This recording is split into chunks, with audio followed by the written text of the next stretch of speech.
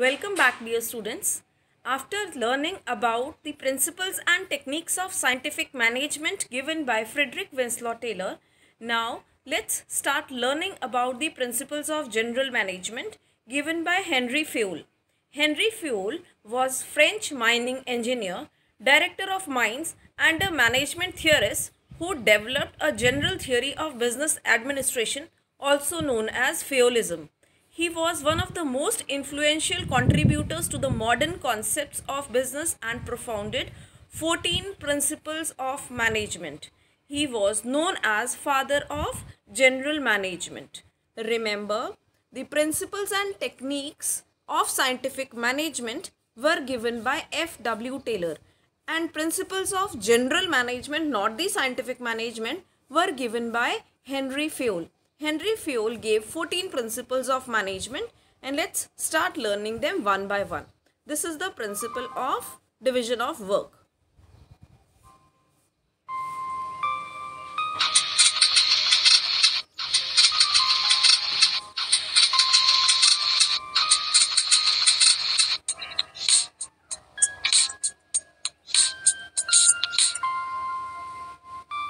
He is a supervisor. Properly. And this piece has not been cut properly. But this piece is so wrinkled. Who has worked on these pieces? I did. So much wastage of raw material. Oh my God! The work is in a complete mess. How will I face the client? According to Fayol, the lack of division of work causes wastage of time, effort, and material. We need to make changes in the way work is being done here. Manu, since you cut cloth perfectly, henceforth you will be only cutting the cloth, so that there are very less wastages. Hey, Suresh, you stitch very fast, so now onwards you will only stitch the cloth cut by Manu. Anu, you give perfect creases to clothes, so from now on only you will iron all the garments stitched by Suresh. Anu, come here. From now on you will be in charge of packing all the garments which are ironed by Anu. Is it clear?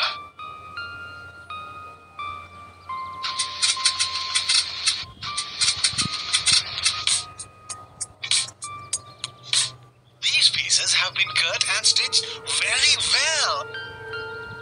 Now the work is perfect. There is much lesser wastage.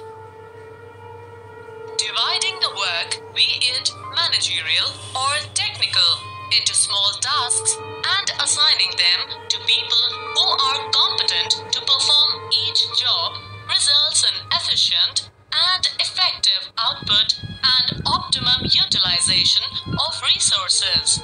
It is said that specialization is the most effective way to use human effort. So, as per the principle of division of work, whole work should be divided into tasks among the individuals who are skilled, who are competent, who are trained to perform a particular task. Assignment of work to individuals according to their ability will lead to specialization, which in turn will result into efficient and effective output. So, work should be divided among the workers as per their efficiency, as per their skills, as per their training, as per their qualification, as well as their interest, so that specialization could be achieved. This is the principle of division of work. Let us see what are the positive effects of this principle. It improves efficiency and performance of employees, which leads to specialization. It also increases productivity and output. But there are some consequences also if we violate this principle of division of work. Specialization will not be achieved and efficiency of the worker will decrease. Adverse effect of not following this principle: over specialization will create a feeling of monotony and reduce initiative among the employees. If we follow these principles very strictly and not required, this may lead to a creation of feeling of monotony, because we keep on doing the same work again and again for years. It may lead to laziness, monotony, and reduce the initiative among the employees. So this was the principle of division of work. Let's learn the next principle. Hey guys, MD has gone to Canada for a month. Let's have a party. And what about our targets? Oh, come on. No one is here to pester you for that. He's not going to call you from Canada for targets at least. Just forget and enjoy.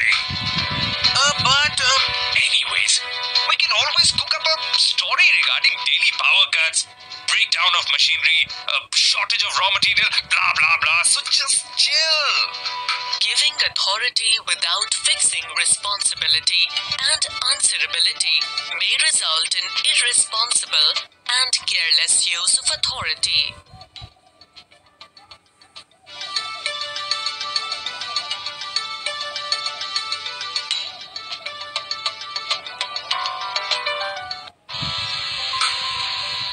I need more material. My team is sitting idle. Oh no. I have already issued you the quantity you are entitled for. I can't issue more material because I don't have the authority. Oh, in that case, you must convey this to the management. Insufficient authorities are hampering the production quantity, and I'm unable to use my workers' potential to the maximum. Responsibility without adequate authority will make the subordinate ineffective. So, it can be concluded that there should be a balance between authority and responsibility. So this was the principle of authority and responsibility. As per this principle, a proper balance between authority, that is the powers of the employees, and the responsibility, that is obligation to obey the orders, that they both should have proper balance. Power given to the employees and the obligation to obey the orders of the boss, both should go hand in hand.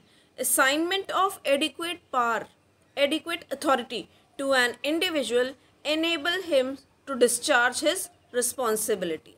Positive effects of this principle are: targets are easily achieved within time limit. It builds safeguard against misuse of powers by the employees. So, when authority is given, it helps authority and responsibility, or maintaining a balance between authority and responsibility, help to achieve the targets timely. Moreover, it also safeguards the interest of misuse of powers by the employees.